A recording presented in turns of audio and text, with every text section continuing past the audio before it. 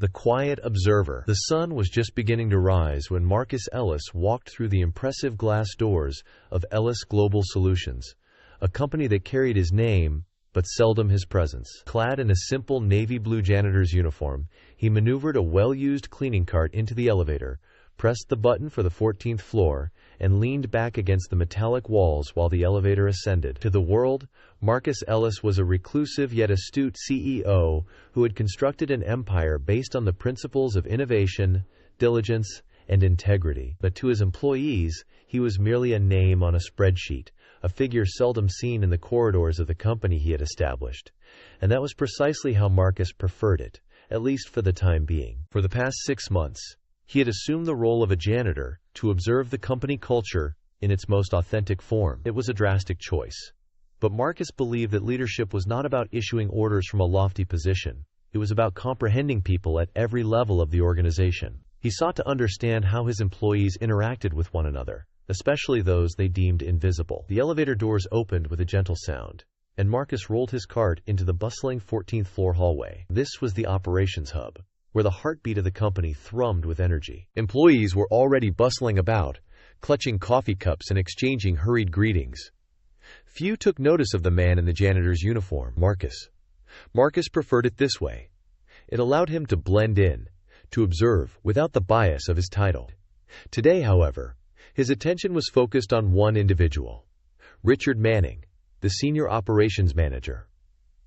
Richard Manning had a reputation within the company. On paper, he was efficient, organized, and results-oriented. However, murmurs of his abrasive demeanor and condescending behavior had reached Marcus through anonymous employee surveys. As Marcus quietly cleaned the glass walls of the conference rooms, he kept a watchful eye on Manning, who strode through the office with an air of superiority. "Sarah Manning," he barked at a young woman seated at her desk near the window. "Where's the monthly performance report? It should have been on my desk an hour ago." "I'm working on it, sir," Sarah replied nervously, her fingers racing across her keyboard. "I just need another 15 minutes." "15 minutes?" Manning scoffed, leaning over her desk with an exaggerated sigh. "Do you understand what deadline means? Or do I need to spell it out for you?" Sarah's face turned crimson as her co-workers looked away. Manning straightened up and pivoted, muttering under his breath as he walked away. Marcus tightened his grip on his mop's handle. It wasn't the first time he had seen Manning belittling employees, but it never became easier to observe. The morning progressed, and Marcus continued his silent work, mentally noting Manning's interactions. At one point, Manning nearly bumped into Marcus in the hallway. "Watch where you're going," Manning snapped, not even bothering to look up. "And clean up that corner by the break room. It's a mess." "Of course, sir," Marcus replied evenly, suppressing the urge to say more. As Marcus mopped the floor near the break room, he overheard a group of employees discussing Manning. "Did you hear how he chewed out Sarah this morning?" one of them whispered. "It's like he enjoys making people feel small." "I know," another replied. "But what can we do? He's the boss, and HR doesn't seem to care."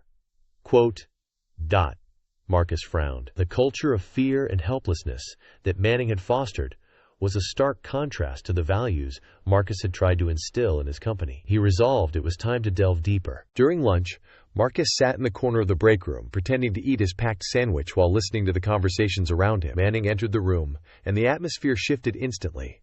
Conversations fell silent, and employees avoided his gaze. "Why is this coffee machine always broken?" Manning complained loudly, jabbing at the buttons. "Can't you janitors do anything right?" Coffeean. Marcus stood and approached him. "I'll take a look at it, sir," he said, his voice steady. Manning sneered. "About time. Do your job properly for once." Marcus bit his tongue and began inspecting the coffee machine, even though he already knew it was functioning well. He had checked it earlier that morning. Manning's outburst was not about the machine. It was about asserting his authority. As the day wore on, Marcus continued to witness Manning's toxic behavior. He interrupted meetings to chastise employees in front of their peers, dismissed ideas that didn't originate from him, and even made derogatory comments about the cleaning staff. By the day's end, Marcus was exhausted, not from the physical labor, but from the emotional toll of watching his employees endure such treatment. He pushed his cleaning cart back to the janitor's closet and sat down on a small stool, his mind racing. Manning's behavior wasn't just a problem. It was a symptom of a deeper issue. Somewhere along the way, the company's values had been overshadowed by the pursuit of results at any cost. Marcus understood he had to take action, but he also recognized that change wouldn't be easy. As Marcus locked up the janitor's closet for the night, he resolved to continue his observations for a little while longer. He wanted to gather more evidence to grasp the full extent of the problem before taking the next step. Walking out of the building, Marcus gazed up at the towering structure that represented years of hard work and sacrifice. He had built this company to be a place where people could flourish, where innovation and collaboration were prioritized above all else. It was time to reclaim that vision. The journey to repair the culture of Ellis Global Solutions was just beginning, and Marcus was prepared to lead the charge quietly from the shadows for now. Beneath the surface, the next day, Marcus Ellis arrived at the office even earlier than usual. The building was still tranquil, bathed in the soft glow of pre-dawn light. Marcus preferred this time. It provided him space to reflect on the day ahead, without the noise of office life weighing down on him. He took a moment to adjust his janitor's uniform, tightening the straps of his cleaning cart as he mentally prepared for another day of observation. Today, Marcus wasn't just looking to observe. He was determined to dig deeper into the culture that had allowed someone like Richard Manning to flourish. His approach wasn't merely about rooting out one toxic leader. It was about addressing the systemic flaws that had allowed this toxicity to fester unnoticed. He understood there were more layers to uncover. By the time the office buzzed to life, Marcus was already stationed near the employee lounge, scrubbing a set of scuffed tiles. He chose this spot intentionally. It was a crossroads of sorts, a place where employees felt safe enough to chat without the scrutinizing eyes of managers. Sure enough, as the morning wore on, small groups of employees began to gather near the coffee machine. Their conversations were light at first weekend plans, favorite TV shows, but it didn't take long for the topic to shift to office grievances. "Did you see the email Manning sent last night?" one woman whispered, her voice laced with frustration. "He practically rewrote my entire report and then took credit for it in the meeting this morning." "Classic Manning," another replied, rolling his eyes. "He's been doing that for years. And if you try to call him out on it, he'll just make your life miserable." "Yeah," the first woman said, lowering her voice even further. "I heard he got Karen reassigned last year because she refused to stay late for one of his urgent projects." Good. Marcus kept his head down, pretending to scrub a particularly stubborn stain. His mind was racing. It was becoming increasingly clear that Manning's behavior wasn't limited to occasional outbursts. It was a calculated pattern of intimidation and manipulation. As the day progressed, Marcus made his way to different parts of the office, each area revealing its own slice of the company's culture. In the sales department, he overheard a junior associate venting to a colleague about how Manning had publicly reprimanded her during a team call. "I didn't even do anything wrong," she said, her voice trembling. "He just needed someone to blame because the numbers were down." Her colleague nodded sympathetically. "He's like that with everyone.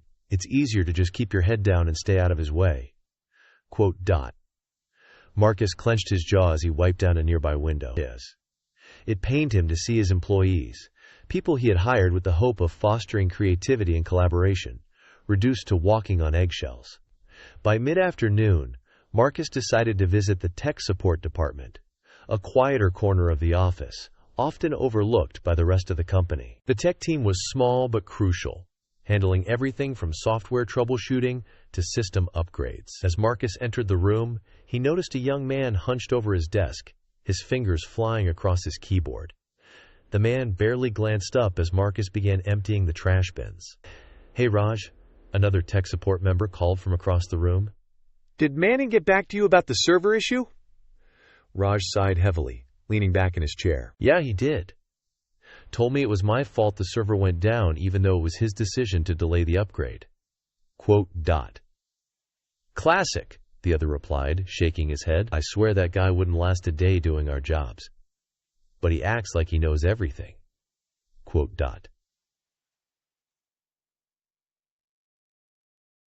Marcus lingered in the room, listening to the tech team's grievances. It was the same story he had heard all day. Manning's ego-driven decisions, his unwillingness to take responsibility for mistakes, and his tendency to shift blame onto others. As the day wound down, Marcus returned to the janitor's closet to put away his supplies. He was about to close the door when he heard hurried footsteps approaching. Turning, he saw Sarah, the young woman Manning had belittled the day before, standing in the hallway, clutching a stack of papers. "Excuse me," she said tentatively, glancing around to make sure no one was watching. "I just wanted to thank you for being kind. Most people don't even acknowledge the janitors, but you've been really respectful." Marcus smiled warmly. "It's no trouble at all. Kindness doesn't cost anything." Sarah hesitated, as if weighing whether to say more. Finally, she added, "I know it's not my place, but you've probably noticed how people like Manning treat the staff. It's not just the janitors, it's everyone. It's like he thinks he's better than the rest of us." Marcus nodded, his expression serious. "I've noticed," he said, "and I'm sorry you've had to deal with that." Sarah gave a small, grateful smile. "I don't know if it makes a difference, but thank you for listening. Sometimes it feels like no one cares." Marcus watched as Sarah walked away, her shoulders slightly less tense than before. Her words lingered with him long after she was gone. He realized that his disguise wasn't just about uncovering the truth. It was about understanding the human cost of the company's toxic culture. That evening, Marcus sat alone in his modest apartment, reviewing the notes he had jotted down throughout the day. He thought about the employees he had interacted with, the whispers he had overheard, and the silent suffering etched on their faces. This wasn't solely a problem with Richard Manning. It was a problem with the culture that had allowed someone like Manning to rise to power unchecked. Marcus understood that addressing this would require more than just dismissing one toxic manager. It would demand a fundamental shift in how the company operated. As he closed his notebook and prepared for bed, Marcus made a silent vow. No matter how long it took, he would restore Ellis Global Solutions to the values it was founded on, and he would begin by holding Richard Manning accountable, not as a janitor, but as the CEO. Tomorrow, the quiet observer would begin to act. The plan takes shape. The next morning, Marcus Ellis arrived at the office with a sharper focus. His routine as a janitor had become second nature, but today his purpose felt more urgent. Armed with weeks of observation and notes, he was ready to take the first steps toward change. However, he knew that dismantling a toxic culture and exposing its layers would require strategy, patience, and a little help from those who had endured the worst of it. As he pushed his cleaning cart into the main hallway, Marcus's mind churned with ideas. He had witnessed the fear and resignation in his employees' eyes, heard the whispers of frustration and hopelessness. If he wanted to rebuild the trust that had been eroded by people like Richard Manning, he needed to start from the ground up by empowering the very people Manning had silenced. The incident that changed everything. Around mid-morning, Marcus was scrubbing the glass doors to the main conference room when he heard raised voices coming from inside. Peeking discreetly through the glass, he saw Manning standing at the head of the table, berating a group of junior employees. "Is this what you call quality work?" Manning demanded, slamming a stack of papers onto the table. "This report is an embarrassment case. If I wanted mediocre results, I'd hire high school interns."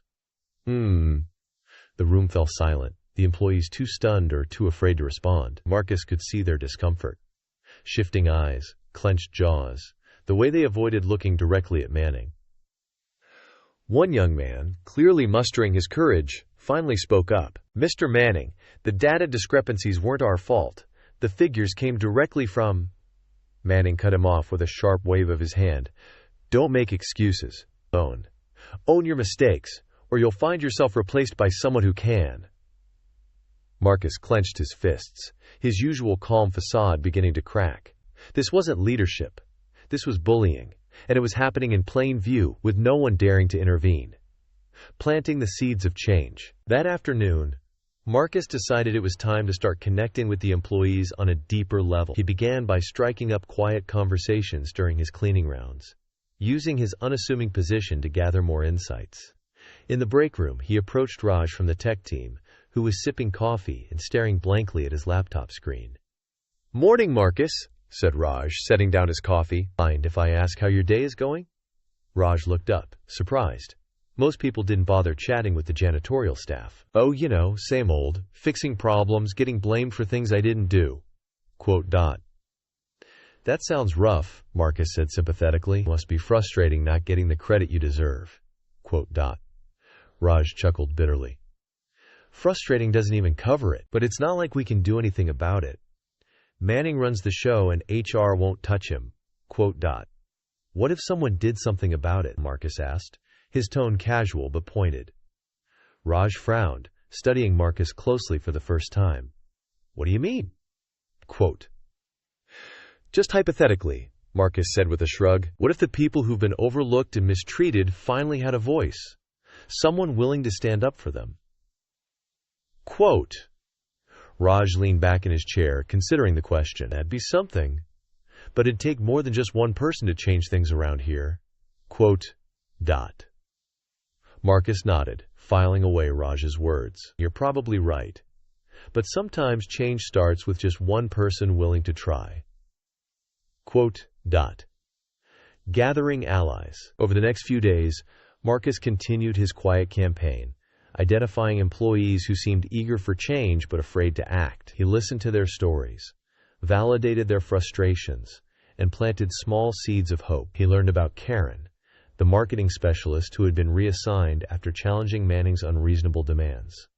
He spoke with Sarah, who confessed that she often stayed late to redo work Manning had revised into incoherence. He even found allies among the senior staff, like Lydia, the head of HAR, who admitted in a rare moment of honesty that she felt powerless to address the toxic environment without risking her own job. I've tried to escalate complaints about Manning, Lydia said one evening as Marcus emptied her office trash. But the board only cares about his results. As long as the numbers look good, they turn a blind eye to everything else. Quote dot. Maybe they just need a clearer picture, Marcus suggested, his voice calm but purposeful. Lydia looked at him curiously, sensing there was more to the janitor than met the eye. What are you getting at? Just that sometimes people at the top don't see what's happening below them, Marcus replied. But if they did, they might see things differently. Quote dot. The breaking point. The turning point came on a Friday afternoon during an all-hands meeting led by Manning. As usual, Manning dominated the room, boasting about the team's recent accomplishments, while taking full credit for work he hadn't done. Marcus stood at the back of the room, pretending to adjust a piece of equipment. He watched as Manning belittled the marketing team for missing a minor deadline, ignored questions from junior staff, and dismissed a suggestion from Raj with a condescending laugh. The final straw came when Manning turned his attention to Sarah, accusing her of incompetence in front of the entire company. Sarah's face turned bright red, and Marcus could see tears welling up in her eyes. That's enough, a voice said suddenly, cutting through the tension like a knife. The room fell silent, and all eyes turned toward the speaker, Marcus. He stepped forward, his posture calm but commanding, and set down the mop he had been holding. Excuse me, Manning said, his voice dripping with disdain. You tink. Who do you think you are? Marcus straightened, his eyes locking onto Manning's. I think I'm someone who's seen enough. Quote dot. The room erupted into whispers, employees glancing at one another in confusion and shock. Marcus ignored them, his focus entirely on Manning. You've built your career on tearing people down, Marcus continued, his voice steady but firm. You bully, you manipulate, and you take credit for work that isn't yours. And you've done it because you thought no one would ever hold you accountable. Quote dot. Manning's face turned a deep shade of red. You're just a janitor, he spat. You don't have the authority to actually. Marcus interrupted, reaching into his pocket and pulling out his ID badge. I do. Quote dot. His pallets. He held up the badge for everyone to see. The room went silent as the realization sank in. Marcus Ellis, the janitor, was actually the CEO. Manning's mouth opened and closed, but no words came out. Marcus turned to the rest of the room, addressing the employees who had suffered under Manning's rule. To all of you, he said, his voice carrying a note of both apology and resolve. I'm sorry I let this happen by not being here, by not paying closer attention, but that changes now. He glanced back at Manning, whose confidence had crumbled entirely. Effective immediately, Richard Manning is relieved of his duties, and starting Monday, we're implementing a full review of this company's leadership practices. Quote dot. The room erupted into applause, a wave of relief and hope sweeping over the employees. Marcus looked around, seeing the spark of renewed trust in their eyes. It was just the beginning, but it was enough to remind him why he had started this journey in the first place. As the applause died down, Marcus picked up his mop and pushed his cleaning cart toward the door, turning back one last time. He smiled and said, "Now, if you'll excuse me, I have some floors to clean." For the first time in months, the room erupted in genuine laughter, rebuilding from the ground up. The day after the dramatic confrontation in the all-hands meeting, Ellis Global Solutions was buzzing with rumors and speculation. Employees exchanged excited whispers about the janitor turned CEO who had unmasked himself in such a public and decisive manner. For the first time in years, a sense of hope permeated the office. Meanwhile, Marcus Ellis sat in the executive conference room, the same one where he had witnessed so many of Richard Manning's tirades.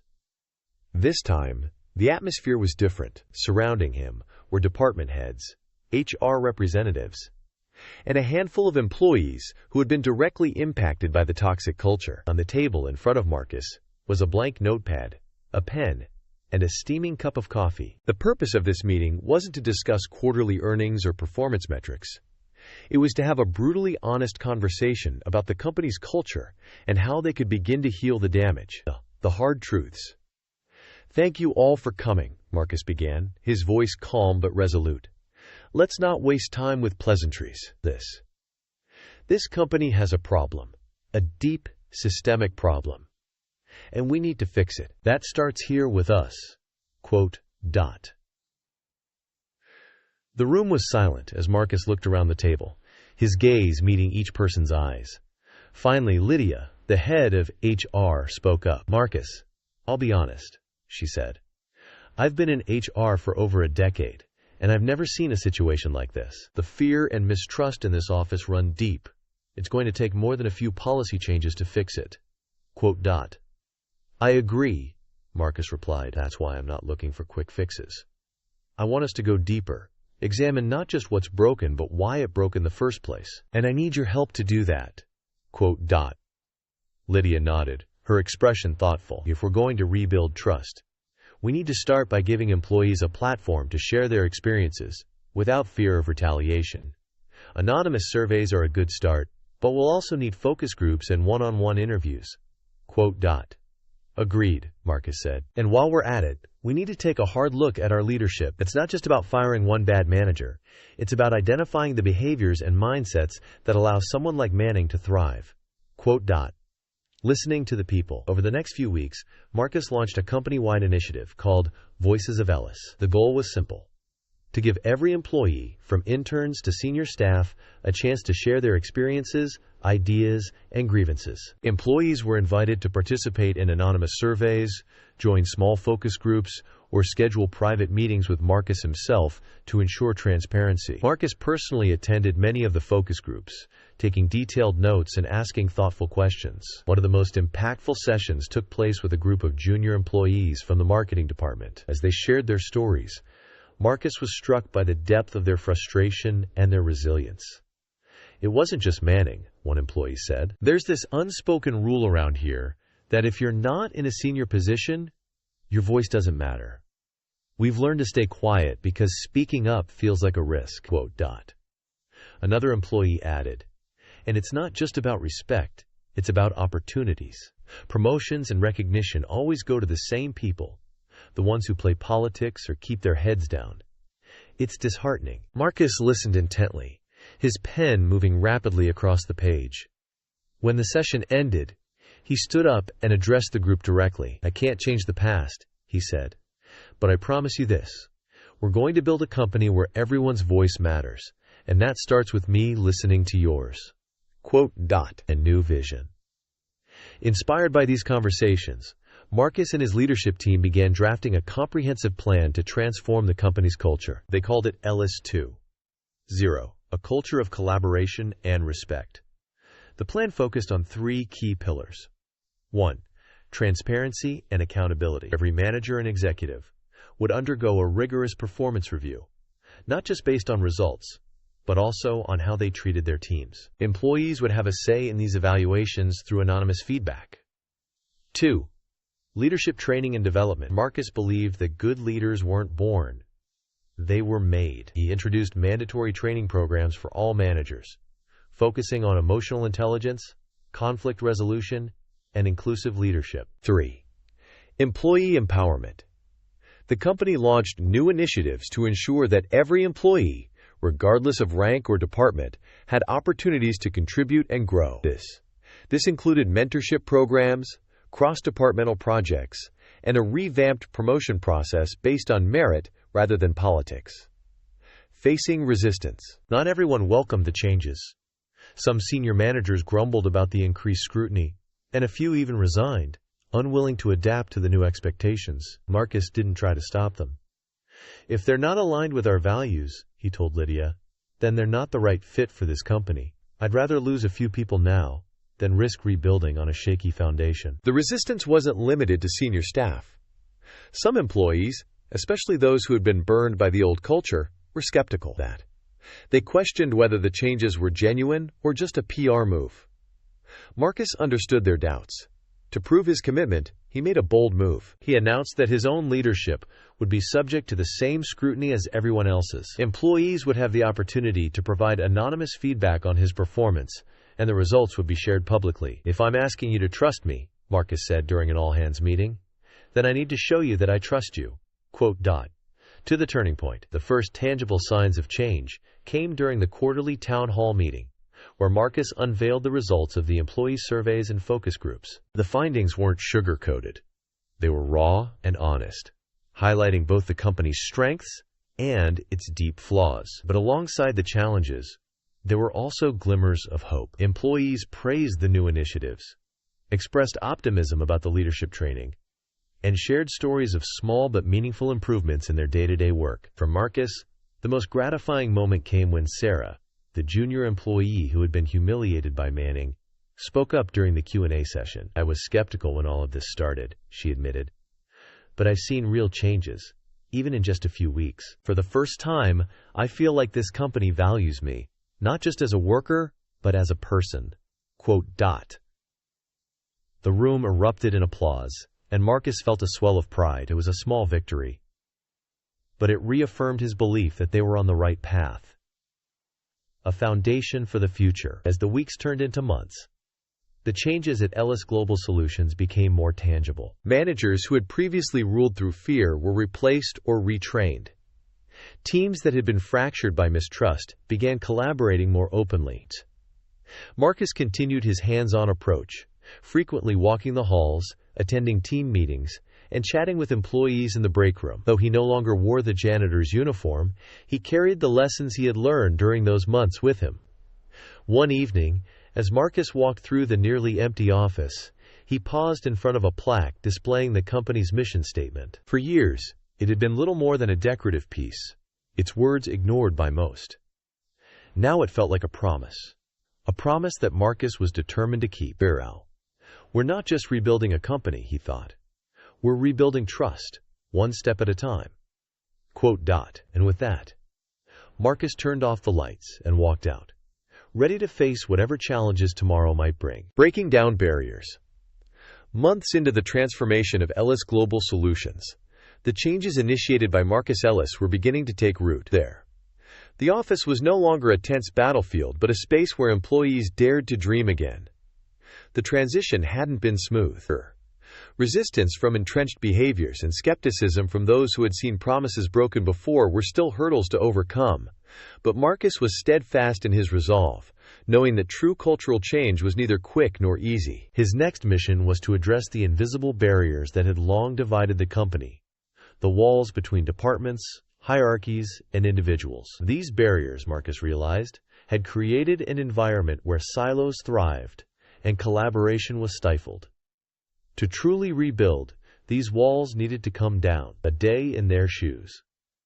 One morning, Marcus called an immediate meeting with the leadership team and unveiled his latest initiative, a day in their shoes. The concept was simple yet radical. Every executive and manager would spend a full day working alongside employees in roles far removed from their own. A senior marketing director might shadow a customer service representative, while a finance manager could assist the tech support team. "This isn't just about observing," Marcus explained. "It's about experiencing what our employees go through every day. their challenges, their triumphs, and their frustrations. You can't lead effectively if you don't understand the people you're leading. The room was filled with a mix of curiosity and hesitation. Some executives embraced the idea, seeing it as an opportunity to connect with their teams. Others, particularly those who had grown accustomed to the comforts of their offices, seemed less enthusiastic. "Marcus," one senior manager said cautiously, "how will this affect productivity? Pulling people out of their roles could disrupt workflows."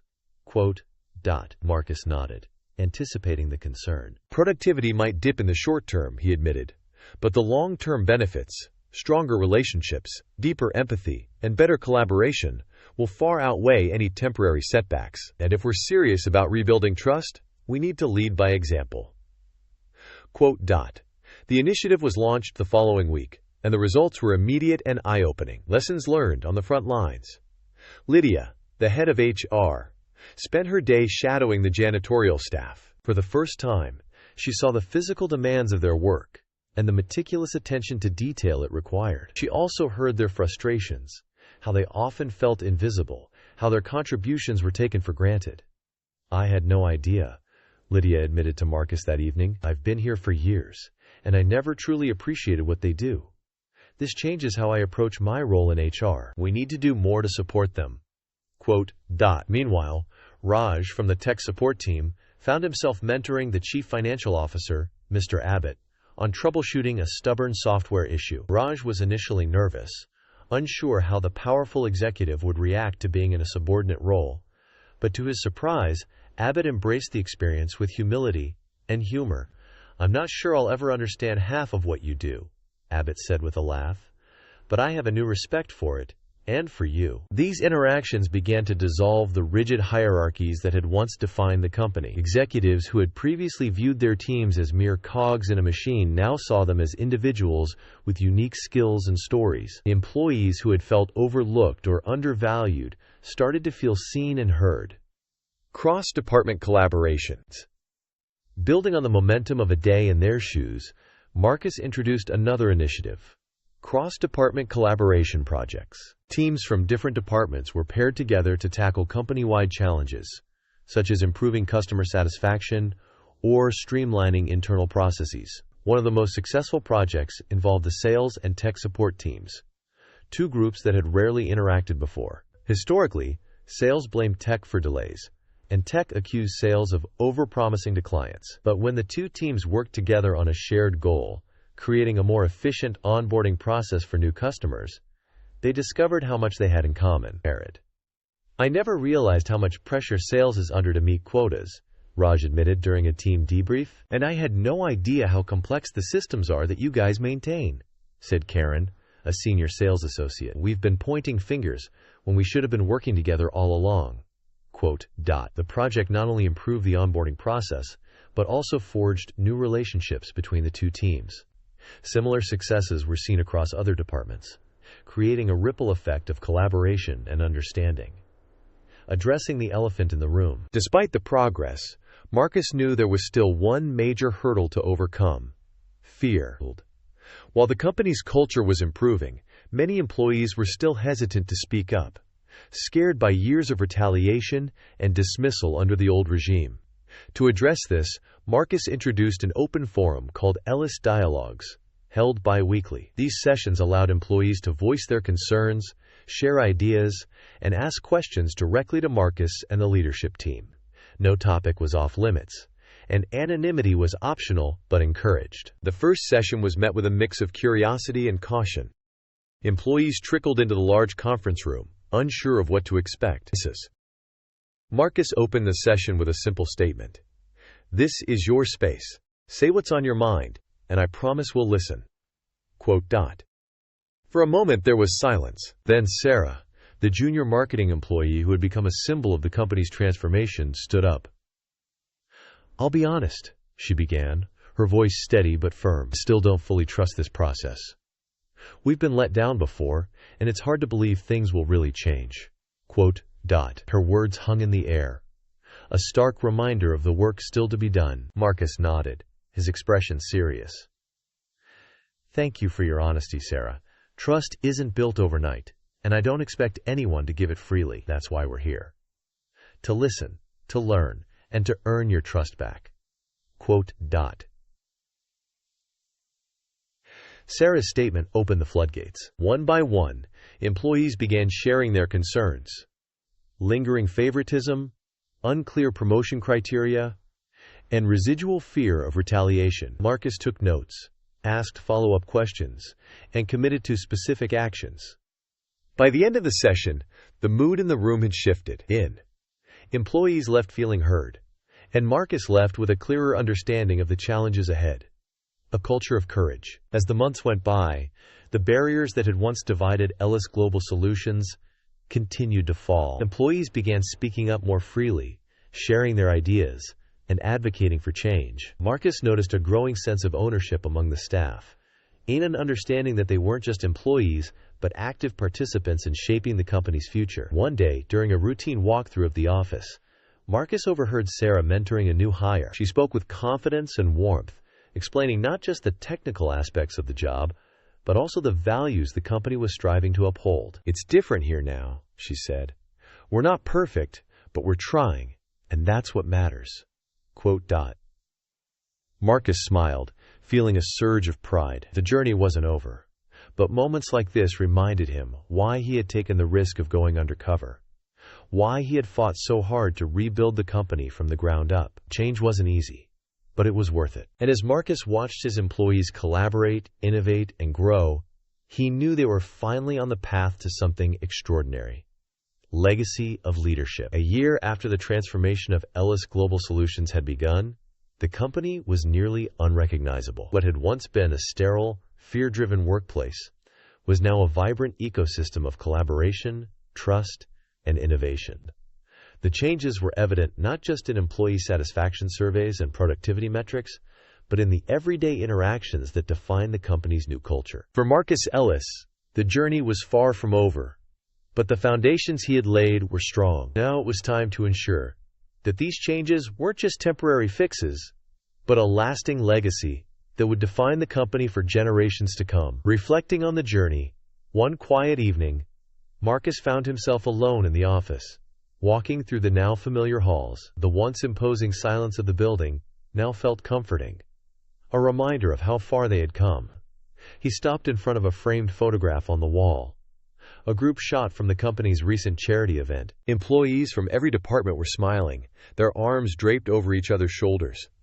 Marcus himself stood in the back, his expression one of quiet pride. It was a stark contrast to the environment he had walked into a year ago. Back then, employees had avoided eye contact, fearful of speaking up or stepping out of line. Now they embraced challenges, shared ideas openly, and supported one another with genuine camaraderie. As Marcus stared at the photo, he thought back to the day he had decided to go undercover as a janitor. It had been a bold, unconventional move, but one that had given him a perspective few CEOs ever achieved. He had seen the cracks in the foundation, felt the weight of his employees' frustrations, and witnessed firsthand the resilience and potential that had been buried beneath years of mismanagement. Sustaining the momentum. The next day, Marcus convened a meeting with his leadership team to discuss the next phase of the company's evolution. The room buzzed with energy as department heads and senior managers exchanged ideas, their once guarded expressions replaced with openness and enthusiasm. "We've made incredible progress," Marcus began, his tone both measured and optimistic. "But progress isn't the same as permanence. If we're going to sustain this culture, we need to embed it into every aspect of how we operate." Quote. Lydia, the head of HER, nodded in agreement. "We've seen how effective the leadership training programs have been," she said. "But we need to ensure that these values are part of the DNA of every new hire and every promotion decision." "Exactly," Marcus said. "It's not enough to hire for skills. We need to hire for character. And we need to promote based on how well someone embodies our values, not just their ability to hit targets." Quote. Karen from marketing chimed in. "What about the mentorship program? It's been a great way to bridge the gap between junior and senior staff, but we could expand it. Maybe pair new hires with mentors from completely different departments to encourage cross-functional learning." Quote. Marcus smiled. "That's the kind of thinking we need. Let's make it happen." Quote. The meeting continued for hours, filled with discussions about policies, initiatives, and strategies. By the end, the team had outlined a comprehensive plan to solidify the cultural changes they had worked so hard to achieve. Passing the torch. As much as Marcus loved leading Ellis Global Solutions, he knew that true leadership was about empowering others to lead. Over the past year, he had focused not just on transforming the company, but on identifying and nurturing the next generation of leaders who could carry the torch forward. One such leader was Sarah, the junior marketing employee who had once been humiliated by Richard Manning. Under Marcus's mentorship, Sarah had blossomed into a confident, capable professional. Her insights and ideas had earned her a promotion to team lead, and her ability to inspire others made her a natural leader. One afternoon, Marcus invited Sarah to his office, a modest, uncluttered space that reflected his down-to-earth leadership style. "Sarah," he said, gesturing for her to sit, "I've been watching your growth over the past year, and I couldn't be prouder. You've shown resilience, creativity, and a genuine commitment to our values. Have you ever considered taking on a larger role in the company?" "Ooh." Sarah's eyes widened. "Are you serious?" "I mean, I'd love to, but I don't know if I'm ready." Marcus leaned forward, his gaze steady. No one ever feels completely ready, but leadership isn't about being perfect. It's about being willing to learn, to listen, and to put others before yourself. And you've already shown you can do that.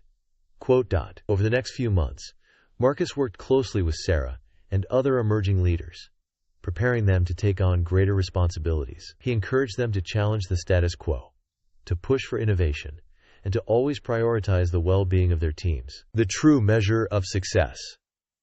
The day finally came when Marcus decided to step back from his role as CEO. It wasn't a decision he made lightly, but it was one he felt confident in. He had spent decades building Ellis Global Solutions, and the past year had been the most rewarding chapter of his career. But he knew that the company's future depended on new voices, fresh perspectives, and leaders who could carry forward the legacy of collaboration and respect. In his farewell address to the company, Marcus stood before a packed auditorium of employees, many of whom had been with him since the beginning. "When I started this company," he began, "my goal was to create something that would outlast me, a place where people could thrive, innovate, and achieve great things together. Along the way, we lost sight of that vision, but this past year we found our way back, and that's because of all of you." He paused, letting his words sink in. "This isn't just my company. It's yours, and its success doesn't depend on one person. It depends on all of us living out the values we've worked so hard to rebuild. I'm stepping back, but I'm not stepping away. I'll always be here, cheering you on from the sidelines." The room erupted in applause, and as Marcus looked out at the sea of faces, he felt a profound sense of fulfillment. This was the legacy he had dreamed of. Not a company defined by profits or prestige, but one defined by its people.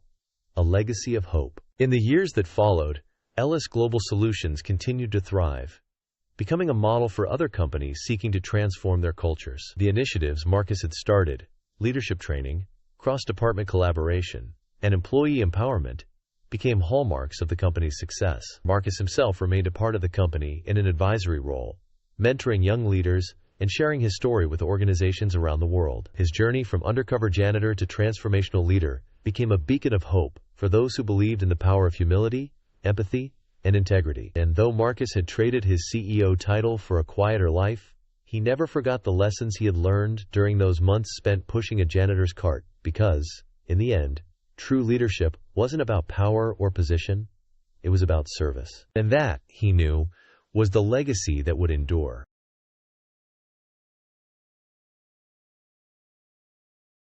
When I was around 6 years old, in 2004, my mom began taking my sister and me to Dr. Daniel's pediatric dental practice. The dental office was situated inside a massive yellow mansion that also served as Dr. Daniel's residence. It was truly beautiful. When I first began visiting the dentist, I was incredibly shy and actually struggled with selective mutism and exhibited many autistic-like traits. Unsurprisingly, I depended greatly on my mother's reassurance and for someone to give me a voice, because it was intensely anxiety-provoking for me to converse with strangers, particularly men for some reason. When my sister and I were called in from the waiting area, my mom accompanied us to the office, until Dr. Daniel informed her that parents were not permitted to stay with their children, as it fostered independence, which my mom accepted. Once inside, he promptly separated my sister and me, and in response, I cried because I felt so frightened. Dr. Daniel disliked crying, so he grabbed me and covered my mouth and nose with his hands, shook me, and harshly warned me that if I continued to cry and frighten the other children, he would make my situation significantly worse. Naturally, this terrified me even more, leading me to cry again. Once more, Dr. Daniel had reached his limit and took me into the residential part of the dental office, where he yelled at me again, seized me by the neck, and pushed me. His hygienist, Judy, came over and threatened that if I kept crying, she would spank me so hard I wouldn't know what hit me. Afterwards, he gave me a juice mixture and left me alone in his house for about 5 minutes until he returned me to the dental office to work on my teeth. I suppose I instinctively understood that if I wanted to endure, I just had to pretend I wasn't terrified and hold back the tears. All I wanted was my mommy. After the first appointment, my sister and I told our mom that we were frightened of the dentist and that he was a mean man, but she interpreted it as me being an anxious child, so we continued to see him. Each visit was equally terrifying. Every time we pulled into the mansion, my heart sank inside my chest. I was so scared it was no longer beautiful to look at. Each time we visited the dentist, Dr. Daniel, or the tooth man as he referred to himself, always had us undergo extensive dental procedures. We had seals applied to several baby teeth and numerous teeth extracted, some with his fingers, showing no regard for pain at all. Often, when having a tooth extraction or seals done, they had to keep our mouths open with a retractor. He would leave us there with the retractor for about 45 minutes or so before he came to work on our teeth. Sometimes, he would eat his lunch while we sat there with our mouths open. It was probably one of the worst pains I have ever experienced in my life. I recall one time when I was in 3rd grade. I had been leaning back in the chair, waiting with the retractors on for an hour. I was in so much pain I couldn't bear it. I sat up in the chair and attempted to scream and cry as loudly as I could. Dr. Daniel rushed over, furious, removed my retractors, and then took me back into his house part again, where he yelled at me for being a big baby and scaring all the other kids. I felt so sad for myself because I hadn't cried in such a long time. He then returned me to the dental chair and pinned me down in my seat like I was in a straitjacket. He put my retractors back on and stated that I would have to wait longer because I had caused such a scene. All I could do was shed silent tears and drool everywhere, unable to wipe it because he had locked my arms. Afterwards, my mouth would become so swollen and covered in rashes that it hurt to talk for days. It would leave bruises and swelling. As soon as I left his chair, he would often tell my mother I was a difficult patient if I so much as flinched at his torture. Once, he removed 6 of my teeth at once, and I could barely eat while he yanked out teeth. He would often sing songs.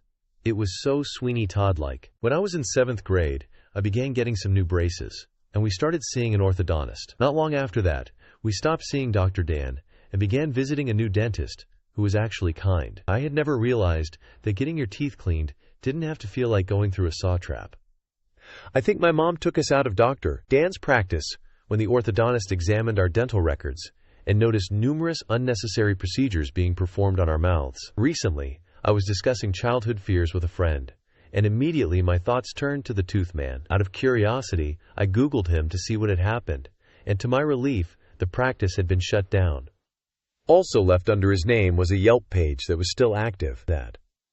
The page was filled with countless 1-star reviews from former patients who had been mistreated as children in his office, using the page as a platform to share their trauma. I began to cry because their experiences were so similar and sometimes identical to what I went through as a child. It was heartbreaking but also incredibly validating to know that I was not alone. Many of the procedures we underwent were merely a scam for him to profit from our parents' insurance, and now that I reflect on it, he was probably so insistent on us not crying and screaming for help because he didn't want parents to hear and come to see what was happening. I tremble at the thought. I truly hope he hasn't opened another practice elsewhere. I know it's difficult not to blame parents in this situation, but the reality is this man was a swift abuser. For every bruise and swelling we had, he would provide dental explanations that made the parents feel foolish for asking. He was an authority figure. I don't hold my mom accountable for not believing us. She knew he was strict but likely thought we were confusing firmness with cruelty. To be honest, even writing this, the torture was so extreme it actually sounds fictional. She eventually did come around. She's not alone, as there were hundreds of parents who were deceived by him. To Dr. Dan, please let us never cross paths again. And to any parent reading this, if you are ever told not to accompany your child to an appointment, something is truly wrong.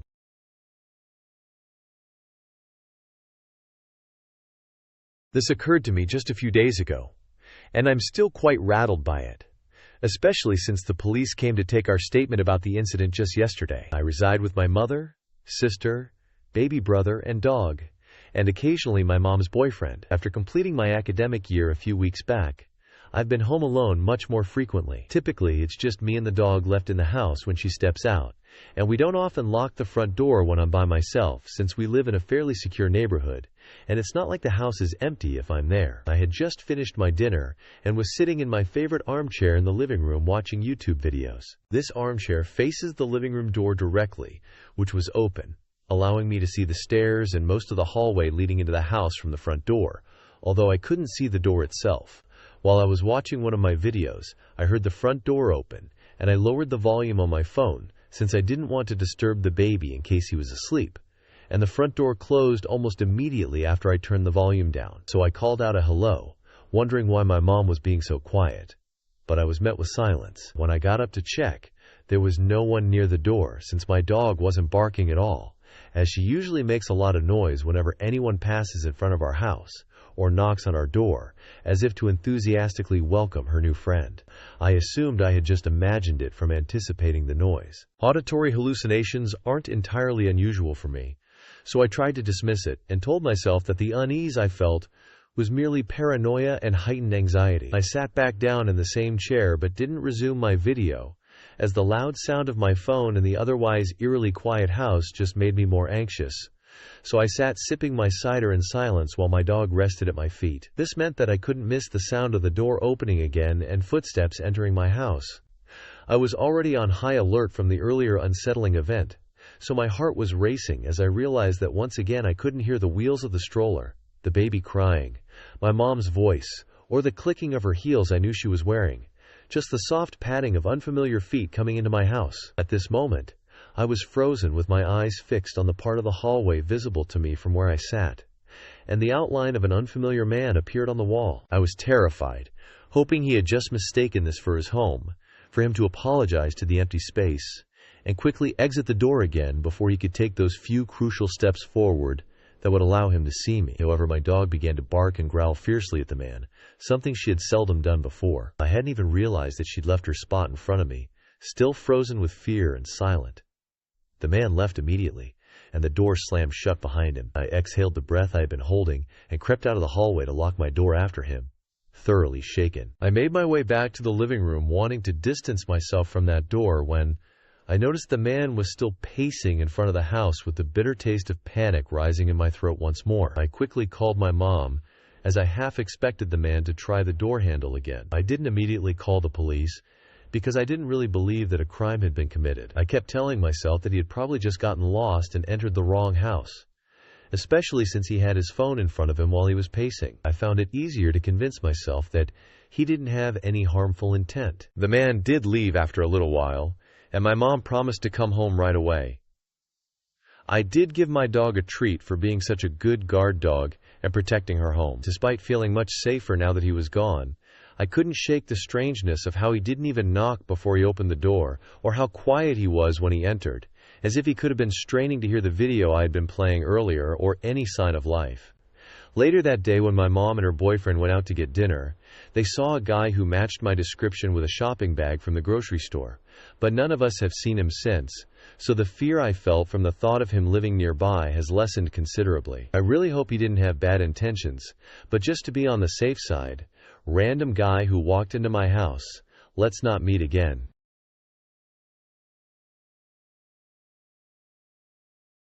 A lot of these posts focus on men unsettling women, but this one is somewhat distinct. This one occurs in early.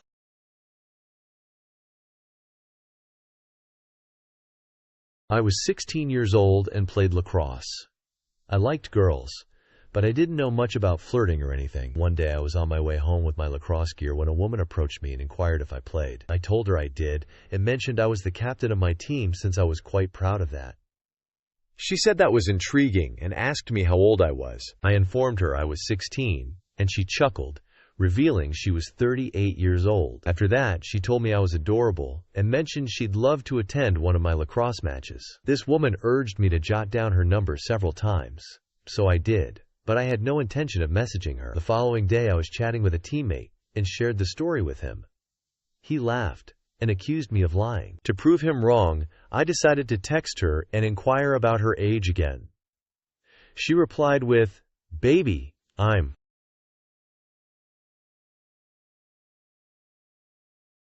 Hope I'm not too old for you. When's your next game? I was at a loss for words, so I simply showed him and didn't reply. She then sent me another text, along with a few explicit pictures. I felt really uncomfortable with this, so I told her I was going to practice and didn't answer back. Later that evening, she messaged me, asking what I was up to and if I wanted to come over. I replied that I couldn't because I was busy with homework. She offered to help me out and show me a few things, to which I declined and had a mini panic attack. I switched my phone off and went to sleep. A few days later, I was preparing for my next game when I spotted a familiar face in the audience. I looked closer, and it was her. "Hi there," she greeted. My stomach completely dropped. I gathered the courage to wave back and tried to push it to the back of my mind, but I couldn't let it go. Now. After the game, she approached me and asked if I wanted to come over. I told her I usually shower after games, and she said I could use hers. I then mentioned that some teammates and I were hanging out and attempted to walk away. This woman grabbed my arm and asked why I had been avoiding. She questioned if I was man enough for her and insisted that I needed to stop playing games. My coach overheard and came over, asking if everything was all right, to which I replied absolutely not and tried to get her off me. My coach ended up holding her back while I stepped away. As I was walking off, I heard her say, "Whatever, you a gay boy anyway." I felt so nauseous I could have thrown up. After this, I had to meet with my coach, my parents, and the principal of my school. They explained that this woman was in the wrong and shouldn't have sent me those messages or shown up at my game. They reassured me that I did nothing wrong, which is why I hadn't told them about this earlier, and that this woman was as crazy as a loon. I promised myself and my parents that if I saw her again, I'd file charges for stalking and for sending explicit pictures to a minor, but I never did.